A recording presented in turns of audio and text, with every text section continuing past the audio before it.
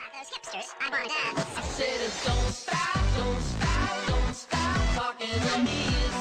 Don't stop giving me things. Alright guys, so we're getting into the back end of the season now for the 2013 Formula 1 Championship, and this weekend coming up is a beauty. The Singapore Grand Prix. It's a night race of course, and it's probably one of my favourites on the calendar. It's just a beautiful circuit with very technical kind of layout. Speaking of the layout, they're actually removing the triple chicane in the middle sector, which is pretty disappointing. It's one of my favourite corners on the calendar, to be honest, but by taking that out, it's going to make the track quite a bit quicker for the drivers to negotiate over the course of the lap. I think it should be at least a second faster because you can just swoop in there at full speed, just a fast left-hander for that corner. So yeah, it should be a little bit easier for the drivers and a little bit easier on the cars in terms of suspension, so that they don't have to really ride the curbs over the course of a full race. So it should be a little bit easier, you know, in all aspects. But Singapore, it still is a very challenging circuit. It's a very high downforce track. It's completely different to Spa and Monza, two tracks we were at previously. So we might see a change of form. Red Bull are just pretty much unstoppable right now. Sebastian Vettel, he's got 2 wins on the trot at least. I think he won. No, he didn't win Hungary. That was Lewis Hamilton. But you know, Vettel, he's very successful at Singapore. He's either won or finished on the podium in every race since 2010, I believe. So it's going to be very tough to stop Sebastian this weekend. You know, Red Bull, you know, they really suit this track as well. So it's going to be tough to stop them. But recently, Red Bull have been having some issues with their cars, just trying to get them to the finish.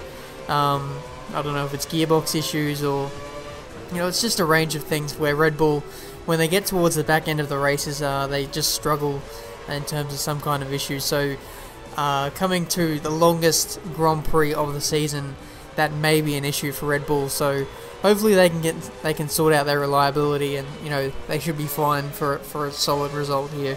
I think Mercedes will suit this track since they won Monaco earlier in the year, which is pretty similar to Singapore.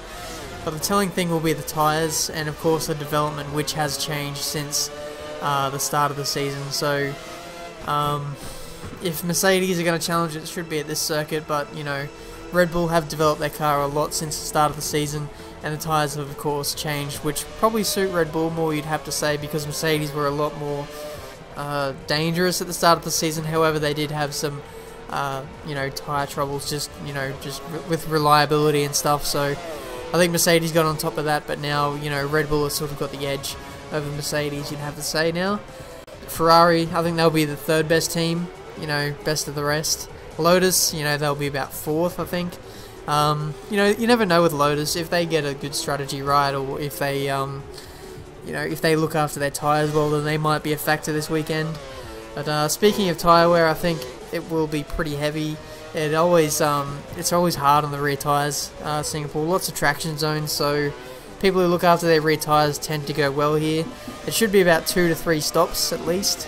Not too sure. It should be the soft and the super soft tyres being used this weekend. So a lot of pit stops, probably varying strategies, and I think the first stint will be a very long stint for a lot of the drivers, because you don't want to get caught up in traffic. That's what can really cost you, you know, in your strategy and in the race, because if you get caught up in traffic, it's very hard to overtake in Singapore, so you can lose a lot of time. So I think a lot of the leaders will be running a long first stint so that they don't get caught up in any traffic. So if you can find a good gap and maybe undercut a lot of cars, then that'll really work for you. So it's going to be interesting to see how it plays out, but it could go either way really. So I'm very much looking forward to it. But my top 10 prediction this weekend, I can't go against Vettel again. You know, he's won the past 2 races and the last couple races at Singapore as well, so you can't bet against him. I've got him for pole position as well, with Lewis Hamilton in 2nd place and Fernando Alonso rounding out the podium. In 4th place, I've got Mark Webber. I think he'll qualify well, but he'll get off to one of his tardy starts as well, so that'll probably cost him in the end. In 5th, I have Kimi Raikkonen with Nico Rosberg in 6th. In 7th, I have Felipe Massa. In 8th, I have Romain Grosjean with Jenson Button and Paul di Resta rounding out the top 10. So yeah, that's my prediction. I never tend to really get those right, so it's probably going to be completely you know, off the mark there. So I think in the previous like top 10 predictions, I've never put Vettel as a race winner, and he won the last few races. So now I've put him at the top, so hopefully that'll put the mocker on him and maybe someone else will win. But overall, I think it'll be a very testing race for the cars, the teams, the drivers, and pretty much everyone involved this weekend. There should be a lot of strategy thrown into the mix, which may throw up some surprising results. But either way, it should be a very exciting race on Sunday. Now, I want to know what your predictions are for this race, guys. Let me know what your top 3 are, and who do you think is going to get pole position. And also, I'd like to know if you think that the championship will be over after this weekend, because Sebastian Vettel does have a 53-point lead over second place, so that's quite an advantage. I don't think Vettel has had such a lead in the championship in his Formula 1 career. So it's going to be very hard to stop him, but I'd like to know what your thoughts are, whether or not the championship is over, or will it be over after this weekend. So that wraps up my preview for this Singapore Grand Prix. I hope you've enjoyed it, but until next time, guys, I'll see you later.